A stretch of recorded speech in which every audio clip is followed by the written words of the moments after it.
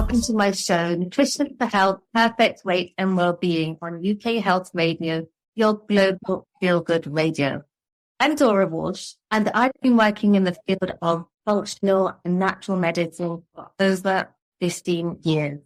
I'm a qualified nutritionist and nutritional therapist, and I support my clients to overcome chronic health concerns like hormonal imbalance, digestive problems, chronic fatigue, autoimmune conditions, skin concerns, low immunity, and more.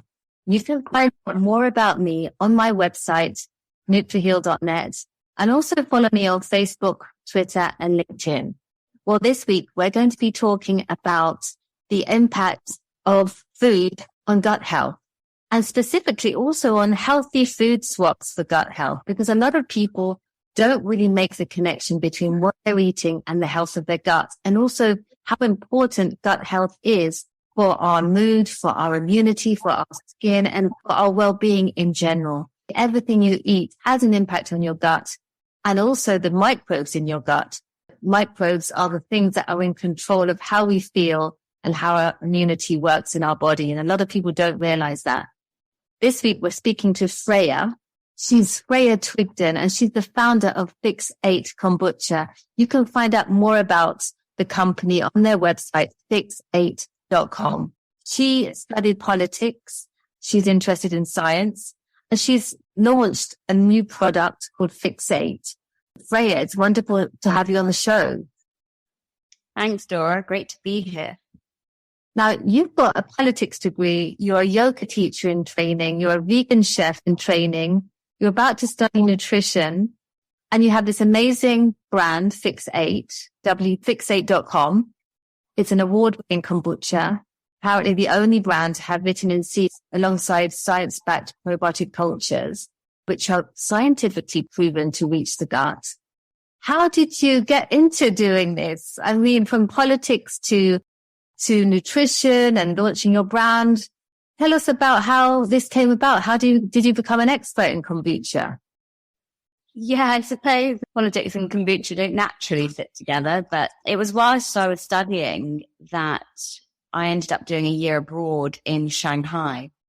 And I had a lot of time when I was living there and started to learn about Chinese medicine, mostly as a way to understand the culture around me as well. And it was while studying Chinese medicine, I first really learned about the gut as the epicenter of our well-being. And one week, my Chinese doctor running the course brought in some of her homebrewed kombucha. I'd never heard of it before. She told me it was this fermented tea drink, which has been consumed for centuries in Asia. And I decided to try some, and it just completely blew me away because it was that cold, fizzy, refreshing drink, which I knew and loved, but it was actually good for me and really good for my gut. So that's when my obsession sort of started. It wasn't a natural politics kombucha path. Wow. So you had a year studying in China, and obviously with the Chinese, they have this wonderful natural medicine, Chinese medicine, and they use food as medicine and drinks and teas and herbs. So that's how you first started learning about kombucha. When was this? Was this many years ago? Yeah, so this was 2014, and kombucha wasn't really around in the UK. When I was sort of researching it, I noticed it was a huge industry in America, and I was sort of a bit surprised when I returned back from Shanghai that I couldn't find it anywhere in the UK. So I just decided to start making my own because that was the only way I could drink it. And that's how really Fix8 began, because of all my home brewing adventures. So you started off brewing this in your own kitchen, is that right? Yes. In my final year at university, I bought some books on fermentation, bought a live culture known as a SCOBY for kombucha on the internet. And all my housemates in our final year of uni were sort of going to bed watching Netflix. And I was studying these books of fermentation, just completely fascinated in gut health and fermentation, not just kombucha, but kefir, kimchi. Yeah, there is a growing interest in fermentation and how that can impact our health and what kind of foods and drinks we can have that are fermented. And and how to add those to our diet. But what is fermentation for our listeners that maybe don't know what that is? What does that mean? Yeah, so fermentation it's a transformation of microorganisms in food and drink. So lots of things are fermented: coffee, chocolate. More commonly known ferments would be alcoholic ferments like wine and beer. Cheese is fermented, and it's essentially where sugar is consumed by yeast and converted to ethanol and carbon dioxide. So there's a souring in products like kombucha and wine and beer. And it sort of runs through every culture. We see all over the world, different cultures have different ferments. In Korea, it's kimchi. In Germany, it's sauerkraut. In Asia, it was kombucha. In the UK, it was beer. And France, you see wine, and other regions. So it's really this ancient tradition to preserve food, make it more flavorful and nutritious. And how did it impact your health when you started doing it in China and drinking it? Yeah, I suppose I grew up in England, and I suppose if I had a headache, it was, I'll have a paracetamol. I never really made that connection that food could alter the way you feel. And it was when I was in Shanghai and I started looking at it from more of an Eastern approach, that we can use herbs and foods to really affect how we feel and heal certain ailments. And when I was starting to consume fermented foods, I definitely noticed when I started drinking kombucha, this sort of inner zing. My digestion suddenly felt a lot better. I was probably eating a lot of Chinese greasy food at the time, and then just having kombucha and even things like kimchi. It just felt like a hug to my digestive system. And I noticed instantly energy, my skin cleared up, and I was sleeping better, which was slightly something I didn't think would happen because of my gut health. And I now can sort of see the association between how I was living, what I was eating, consuming, and the effect on my overall well-being. And it was that sort of eureka moment where you think, wow, this directly impacts how I feel on a day-to-day basis. If I can just swap out my regular fizzy drink with a probiotic kombucha, it really does affect how I feel.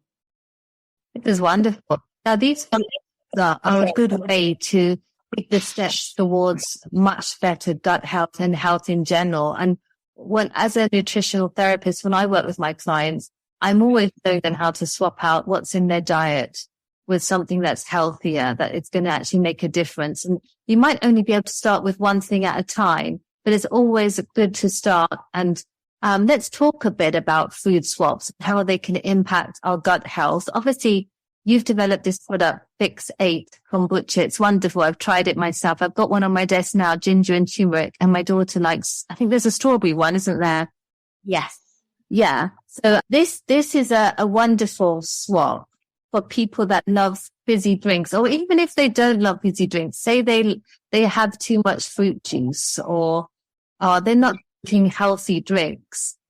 It's really good because you don't feel like sometimes with health food, people find it hard to actually bring something healthy in their diet because there's just a perception that it isn't very nice and it doesn't taste as good. It's like when I'm trying to get my daughter to have brown pasta rather than white pasta, she doesn't really like it. So it's really hard. But what I like about Fix8 is that it actually tastes good. Even if you're not into health, it tastes good. And on top of that, there is a health benefit because it has probiotic cultures in there, which we know are good for gut health. So I see this as a wonderful swap. Do you feel that other people feel the same, or do you have to introduce them gradually to it? I mean, I know some people are a bit worried about these cultured drinks because they're worried that having bacteria isn't good. Yeah, no, absolutely. And I think that's been really important for us. Fundamentally, food and drink is designed to taste great, and there's so much enjoyment in food and drink. So you've got to love whatever you're consuming. There's no good us putting out a product which you have to hold your nose to drink just because it's good for you. That's not sustainable. I think we're all about finding joy in adding things in, not taking things away and it feeling like a chore.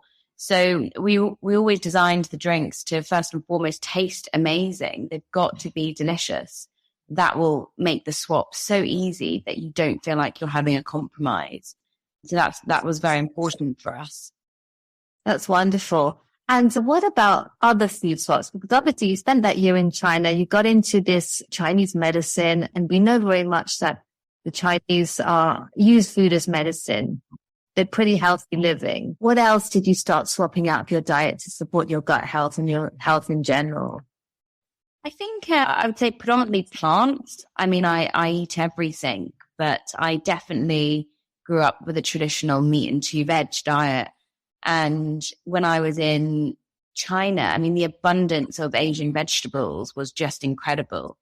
And there's a sort of culture of Buddhism as well, and that's traditionally vegetarian. So I was really exposed to this whole variety of plants and different sort of fibrous vegetables. We're just having some rice and 3 to 4 different vegetables just turned into an absolutely delicious meal. And you can have a bit of protein.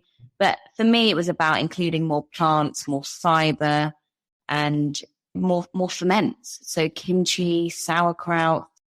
And these things are really delicious, and you only need a small amount of them on your plate. So I try and think of it as, what can we add in? What goodness can we add in? Be that a vegetable, a plant, something full of fiber and color and polyphenols and all these great vitamins and variety, which ultimately feed our microbiome. Because as we know, the microbiome loves variety, and narrow diet leads to a narrow microbiome. How can we eat the rainbow? How can we eat different colors, varieties of food? Yeah, you're right. Mono diets aren't good for our gut health and in general, because we do need that variety. So I always say with my clients, just always look to see what you can add.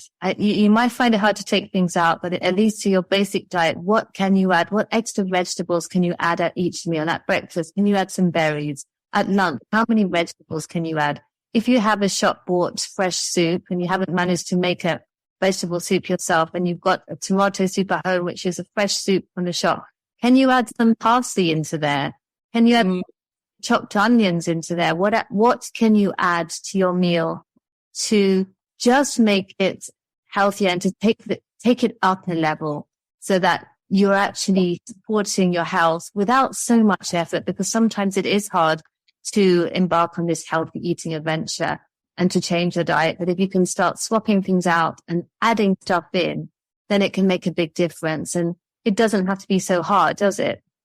No, absolutely. I mean, it's exactly what you say. And how can we have just a dollop of probiotic yogurt on the soup? Or how can we have a sprinkle of nuts or color and variety and texture, and just add to the dish to make it really exciting?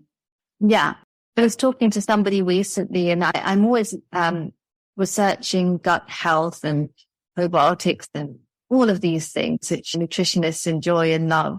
And really, we need to be thinking that if we only have one type of food in our diet, we're only going to have one type of bacteria in our gut. And we need to have loads of different types of bacteria.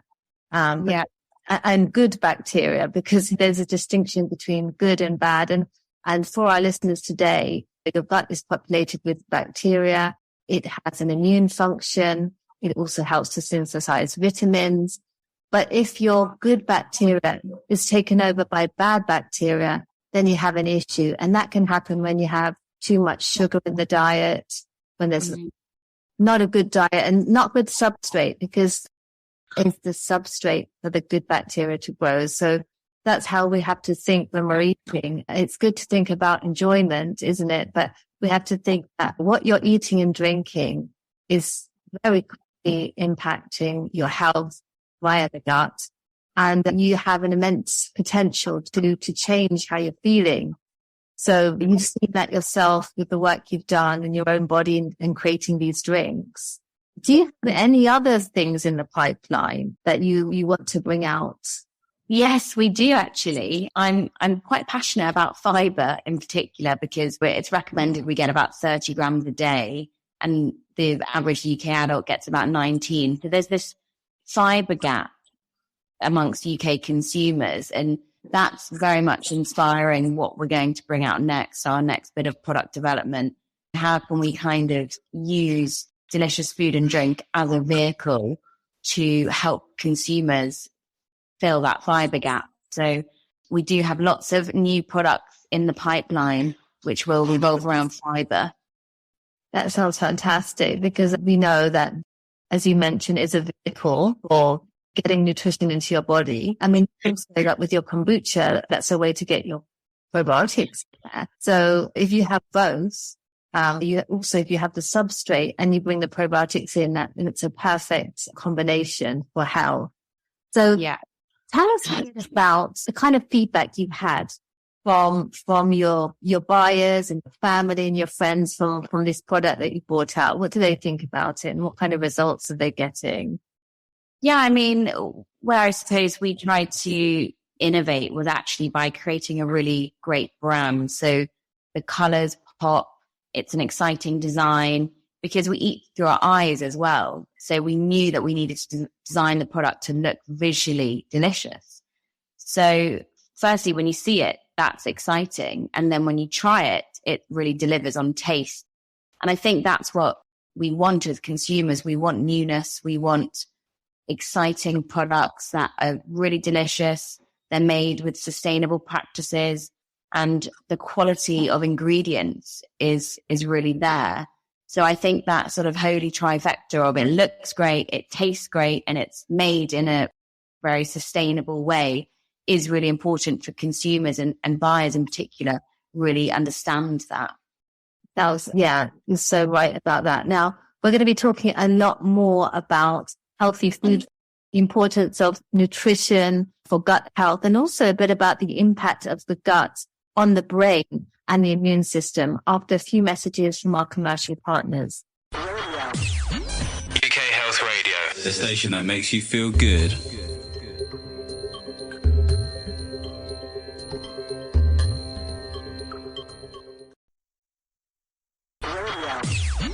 UK Health Radio, the station that makes you feel good.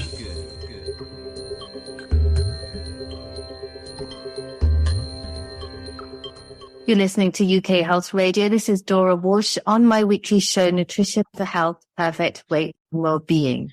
On UK Health Radio, your global feel-good radio. I'm with Freya Twigden. She's the founder of Fix8 Kombucha, and you can find out more about them on their website, fix8.com, and also follow them on Facebook, which is at Fix8 Kombucha, and also on Instagram, which is at Fix8 on this. So Freya, we've been talking all about your wonderful story of your trip to China, where you learned about Chinese medicine and you discovered kombucha, and it changed your life, because then you came back to London or to your uni, wherever it was, and created your product, which is now out to market, Fix8 Kombucha. And we're talking about healthy swaps and the impact of the gut on the brain and the immune system. Let's talk a bit about that, because people don't always make that connection. Firstly, they don't always make the connection just between their food and their health, but even on a deeper basis, between their gut bacteria and their brain health and how they feel, as well as their immune system. Can you tell us a bit more about what you've learned about that? Yeah, so gut-brain axis transforms information via the vagus nerve from food to feelings. And there's a new body of research coming out called psychobiotics. And it's where essentially we can use specific certain probiotics which are directly linked to feeding the brain.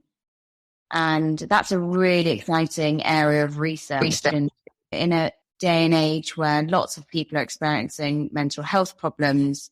It's really exciting to think that through food, alongside medication and alongside other factors, but through food in particular, we can really enhance the way we feel, our mood, how we see the world, just what we eat. Yeah, you're absolutely right. Serotonin, most of it is produced in the gut. And really, this is the precursor to melatonin and our feel-good hormones. So it's really important that we have the the precursors to these feel-good hormones, and that we get the good probiotics in there. So everything hinges on the gut health. And it's good that this is coming out now, that people are starting to realize it, because often, and we're not criticizing this, people are quickly medicated when they feel a bit low, when really if they initially started to work on their health, through their gut health, through their lifestyle, they would see a difference. And I'm not saying people shouldn't take their medication. Obviously, we need to listen to doctors, but we need to take our health into our own hands as well, don't we? Absolutely. In particular, stress has a big effect on the digestive tract. And we experience that. If we're stressed, we might become constipated or have diarrhea. And I think there are visceral experiences of how stress and how we feel also affect our digestion. And we see this conversation between the gut and the brain, and the experience of butterflies and when we feel nervous. So all these things are really there. We just have to pay attention to them. Yeah, definitely. You're a young lady. And I find when I speak to a lot of people, I think you look like you're in your 20s, maybe you might be older. I always found that a very stressful time in my life, because you're kind of coming out of university and thinking about what you're going to be doing and the career trajectory. And it is a stressful time of life. And it is time when people kind of start to either turn towards health, or they get into these bad habits of over drinking and not eating well, because life is difficult and life is very fast paced. So maybe they don't want to cook, don't have time. So it is important to try and learn from an early age to deal with stress and to eat well, understanding how it's going to have that impact, because the stress, as you mentioned, impacts the gut. There are these tight epithelial junctions in the gut wall, and it's believed that they start to open up when we're stressed. And this can create and lead to something called leaky gut, where the gut is a membrane. It starts to allow the contents of the intestines into the bloodstream. And we don't want that. We want those junctions to be tight. We want the bacteria to guard those junctions as well. And so it is important, as you mentioned, to think about stress as well as your nutrition, so that you don't experience those health issues, and so that you can feed your brain, and that your body's working well, and that gut-brain axis is working well. Absolutely. I think, like you say, learning how to handle stress, which is inevitable. We are in life. Stress will always be there, and it's important. It keeps us alive in some respects. But things like exercise are important, even just getting outside for a brisk walk, meditation and breath work. For me in particular, I found that to really help with stress. And there's an added benefit with breath work, which it affects the vagus nerve. So when we take deep inhalations and deep exhalations, we are toning vagus nerve, and it is that vagus nerve which is connecting the gut and the brain. So learning how to really have a grasp on our levels of stress will in turn also help our digestion and how well we synthesize and nutrients and vitamins from our food. So all these things really do connect together. Yeah, because when we're stressed, we do not digest, as you mentioned. We do not digest and absorb our food in the same way as when we're eating in a very relaxed state. And it is so important to think about that. Now, let's talk a bit more about swaps, because I know you're really into this, and this is kind of the topic of our show as well, that how can people swap out in the bad stuff in their diet with better stuff. And we talked a bit about Fix8, your kombucha drink, which you could be replacing. You could be using that instead of fizzy drinks. And in that case, you're going to be swapping out all that excess sugar for something that's very low in sugar or no sugar at all. And we talked a bit about adding more vegetables into their diet. What other food swaps or drink swaps are you keen on for gut health and health in general? I think certainly whenever I look at my plate, I try and include just one thing that's fermented. So in the evening, that might be a bit of kimchi. At lunchtime, it could be a bit of extra sauerkraut on a cracker. Even some cheeses have probiotics in them. There are some blue cheeses in particular which have good bacteria in them. So just always trying to think about that one fermented food on your plate throughout the day. And in the morning, it could be that yogurt or that kefir.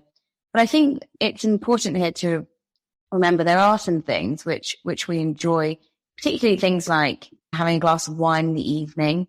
But occasionally, perhaps earlier on in the week, could we swap that glass of wine for something else which is sparkling and delicious and gives you the sensation? For me, I have a kombucha or a kefir. I pop that in a wine glass in the evening, and that just makes me feel like I'm having something which is marking the end of my day, and it's delicious, it's enjoyable, but it just happens to not have the alcohol in, and the alcohol isn't particularly good in large quantities for gut health. So there are swaps like that, which I think are quite simple, and if we just make them delicious, make them fun, put them in your favorite glass, it just feels a bit more rewarding and not like you're having to compromise. Yes, yeah, definitely. Obviously, because alcohol can be a bit of a depressant. So, and we're not telling people not to drink or telling people off, but if you can reduce alcohol and replace it with something in the week, that is hugely beneficial for health, because if we have too much of it, as we know, that's not good. We don't want to go to excess. So the other kind of food swaps I'm interested in is sugary stuff. Add sugar to foods, to their drinks, to their hot drinks, to their cereal. Do you have any sugar swaps that you're a fan of? So I'm a big fan of raw honey, and if I wanted to sort of decrease sugar, then I would sort of opt for honey. But I think for me, it's about slowly reducing that over time and not suddenly going cold turkey and scolding yourself and having absolutely nothing with sugar in, but slowly reducing it over time and having more natural sugars, so fruits and things like that, which are full of other fiber and vitamins and really great nutrition for the body as well. Because I think there is this thirst sometimes to suddenly go, let's say we were drinking the red Coke and then going to Diet Coke. But there's actually also science to show that the use of artificial sweeteners can have a stimulating effect on appetite and therefore could play a role in weight gain and even obesity. So I think we want to try and keep it really natural where we can, and not just suddenly start having artificial sweeteners in zero drinks, but actually find that sweet spot in the middle where you're having something healthy and natural and whole food, but not an excessive amount of it. Yeah, I'm so glad you talked about artificial sweeteners, because there's been some research to say they actually can cause you to crave more sugar. Ultimately, it does have a good impact on brain health. And they're not natural, obviously. So we don't want to be putting anything in our body that isn't natural, thinking that it's a good alternative because it doesn't contain sugar. I actually think it would be better to have the sugar than the artificial sweeteners. But ultimately, it's best to cut down on the sugar and find another form of sweetness, and also to try and train the taste buds, because sometimes we just get used to that very sugary taste. It's like an addiction. But as we reduce sugar in the diet, just gradually, and maybe, as you say, bring in those other swaps, like a bit of natural honey or fruits, then we get used to not having so much of the very sweet taste and just less of the sweet taste, and kind of get used to that. We don't crave so much sugar anymore, do we? Absolutely. I mean, I think you're really spot on there, training the palate, because taste does change. The more different variety of flavors and foods we expose ourselves to, the better. I mean, you might grow up not liking beetroot, then age 35, suddenly keep trying it and discover you actually quite like it. So our taste can change. And if we're used to heavily sweetened products, then just slowly introducing more sour products into your diet, having dressings with lovely apple cider vinegar, or having more tart, unsweetened yogurts, and just trying to really familiarize yourself with that sourness and that astringency we get in other delicious foods that's not just sweet. Yeah, I'm so glad you talked about the different tastes, because they are key to our health. And in the Western world, we would predominantly in love with the sweet taste. But as you mentioned, we've got sour, we've got bitter as well, which they're really into in China. I'm taking bitter herbs at the moment. They're so strong and I'm not used to them. So good for our digestion, aren't they? Absolutely. And I can relate to that. I think I grew up loving sweetened soda-y drinks, and it was really hard for me to wean myself off them. And that's where kombucha was great. But also in the evening, sometimes I'll just have sparkling water and apple cider vinegar. And that took a couple of glasses to really get used to. But then I really enjoy that now. Yeah, it sounds like you're swapping out your tastes, the tastes of your food. I'm so glad you talked about apple cider vinegar, because that's a bitter taste. And for our listeners today, it's different tastes is that each has an impact on your health and your digestion. With bitter, like apple cider vinegar in water, whether that's sparkling or not, the bitterness, they believe, makes the liver contract a bit, which makes the bile come out. And the bile is really good for your digestion. And a lot of people don't secrete enough bile. So these bitter herbs or these bitter tastes, apple cider vinegar, etc., stimulate the digestion. It's really good to have bitter starters or bitter drinks before you eat, because when you then actually eat your main meal, your body's ready to digest, kind of getting all the secretions ready for the food to come in. Yeah, absolutely. And preparing the digestion, like you say, I mean, even when we're cooking, we're starting to salivate and we're getting excited and connected to our food.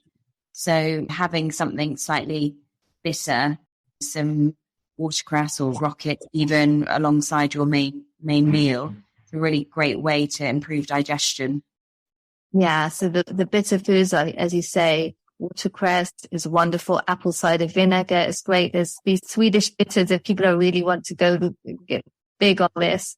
But there are a lot of bitter foods that you can try. Arugula is really good. That's another name for a rocket is a really bitter one that gets things going. So yeah, that's another good idea to swap out tastes. What other food swaps are you doing for your gut health?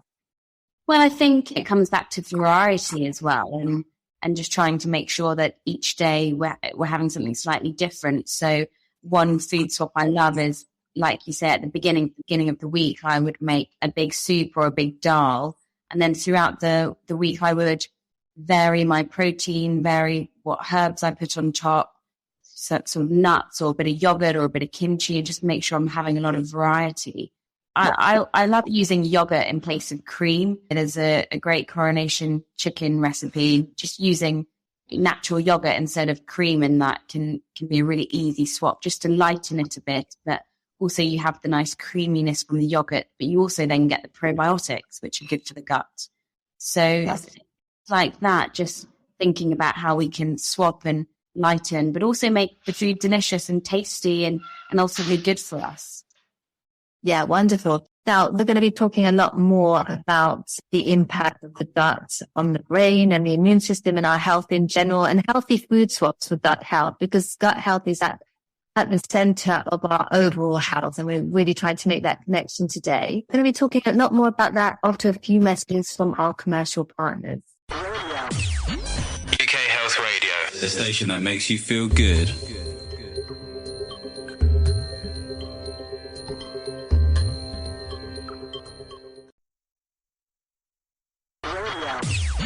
UK Health Radio, the station that makes you feel good.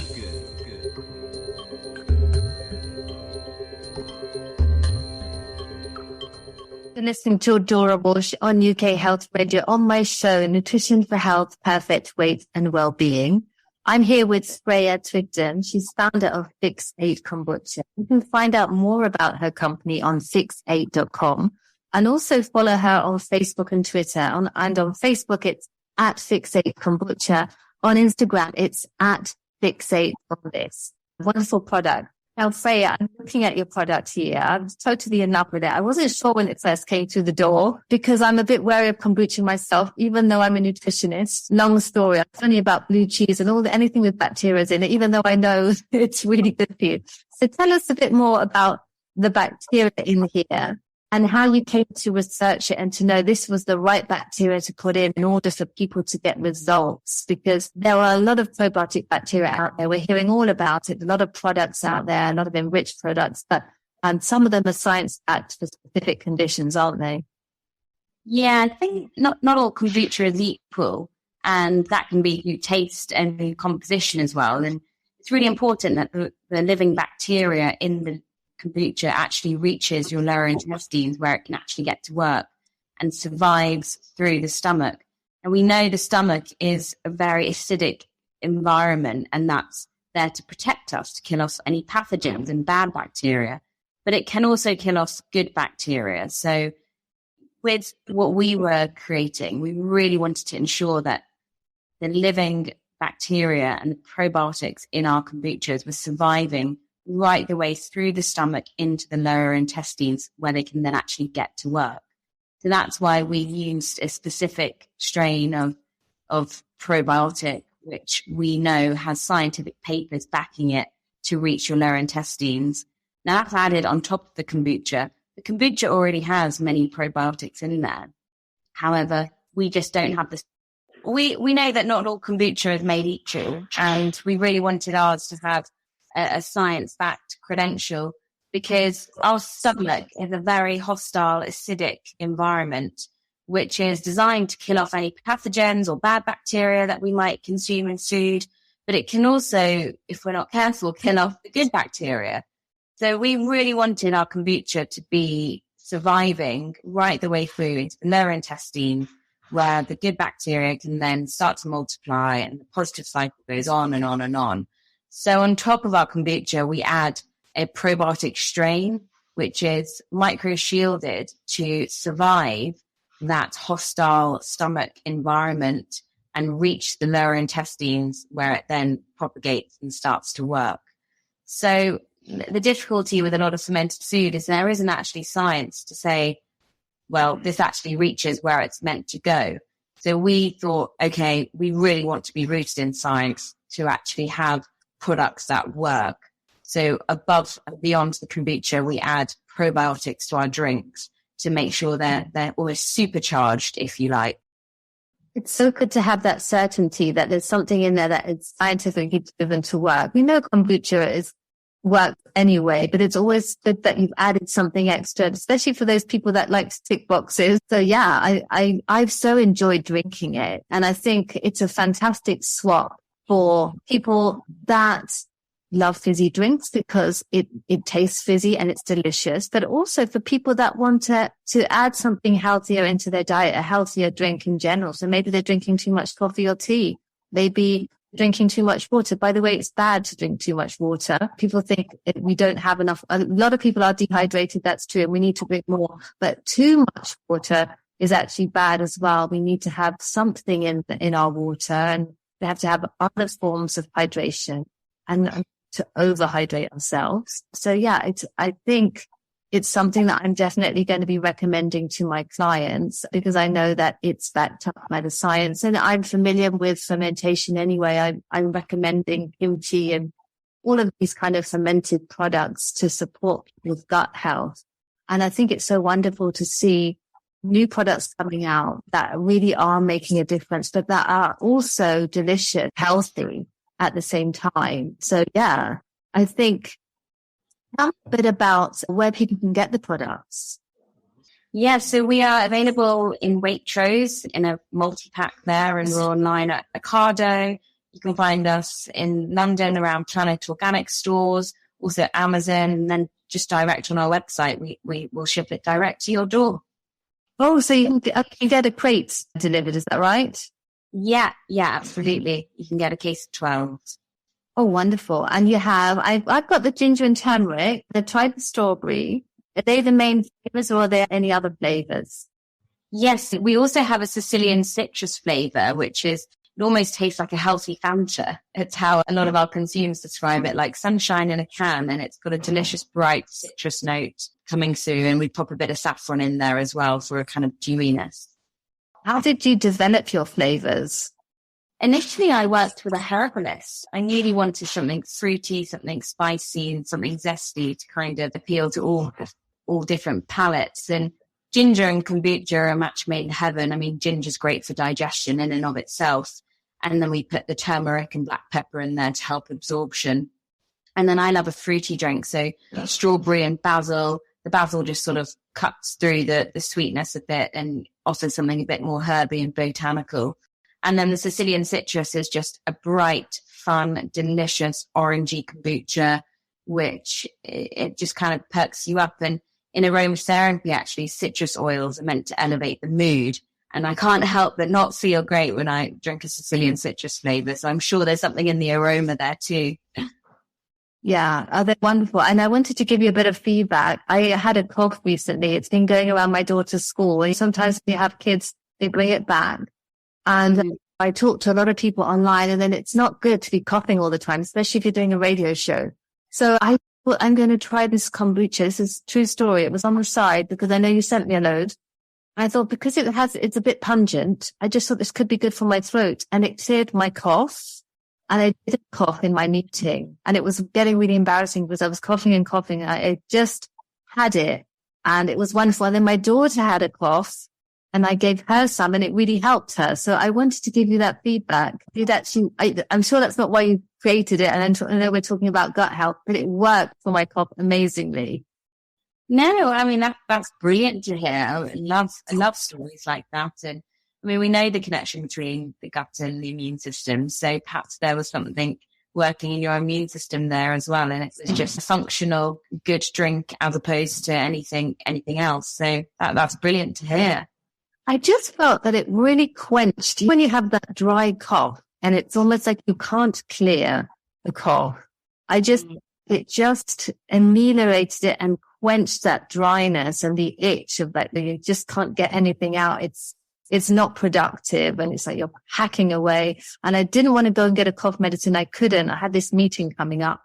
So I'm just going to do this. Often I would have had an orange juice, but I didn't have any orange juice because orange juice works really well. But I know there was something about it that it worked wonderfully. And yeah, very versatile. Oh, brilliant. I'm so pleased to hear. So Freya, I know you mentioned you have some other other gut health products coming out, some fiber. When are they coming out so that people can watch out for them? We're actually launching them in sort of end of February time. So very soon, actually, keep your eyes peeled. They'll be launching into Planet Organic. And we're also working on creating a tea range. So that will be really exciting. The teas will have probiotics in them as well. So lots of really exciting things in the pipeline. We just feel quite passionate about bringing more gut health to people and making it fun and accessible and mostly enjoyable to actually brew things that are really good for us. Yeah. The herbal teas are a great swap for people that are maybe drinking too much coffee, black tea. It's always good to try, because you're going to hydrate yourself, but also have the benefit of the herb, which is going to have a specific action in the body. So it might be calming or stimulating. What kind of herbs are you going to be using? Sorry, what kind of herbs will you be using in your herbal teas? Yeah, so lots of great herb digestion. So mint, ginger, fennel, even sort of regular black tea can be very good for digestion. And it's got a lot of L-theanine in, which is very good for brain function. So we have a black tea, a green tea, and then lots of different herbal varieties. And you get the herb and you get the hydration. So it's a double win. Oh, fantastic. So you're going to have the fiber products, the herbal teas, you've got your kombucha. Are you going to bring any more flavors out for your kombucha? You're sticking to the main three that we talked about. We do have some plans to bring out new flavors. So we're working on that at the moment. One thing at a time, but that's definitely in the pipeline for us. Yeah, it sounds like you've got a lot going on. And what kind of other feedback are your buyers giving you about your products? And who are your buyers? What kind of people are buying them? Yeah, I mean, I think often it's those that are curious around improving their lifestyle. They're probably drinkers of fizzy drinks or have grown up like myself, having a lot of Diet Coke and things like that, and just wanting to make the healthy swap. So we see lots of people either trying to drink kombucha as a healthy swap but also just getting more probiotic in their diet. So quite often the perfect moment for one is around, for me, 4 p.m. when I get a bit peckish and I might have a handful of nuts and a kombucha. And that's just a really great moment to add something delicious into my diet, but also hydrate and keep me satisfied right the way through to dinner. So we see lots of even convenience stores and places like that popping the drink in the front of store fridge. And it's just great to grab and go, especially on the mood. We want convenience, we want tasty, and we want hydration. So busy, active lifestyles and just assess to better ourselves are mostly our buyers and consumers. And it's been lovely to have you on the show. I've really enjoyed talking to you about healthy food spots for gut health and also the impact of the gut on our brain and our immune system. And so finding out more about Fix8. Anyone that's interested, they can find out more about Fix8 on the website, which is Fix8. And it's number 8, by the way, .com. And to follow them on Facebook at Fix8 Kombucha, or on Instagram at Fix8 on this. And yeah, it's been wonderful to have you. I hope listeners, you've enjoyed listening to the show as I've enjoyed presenting the show. Look forward to speaking to you all next week. Thank you.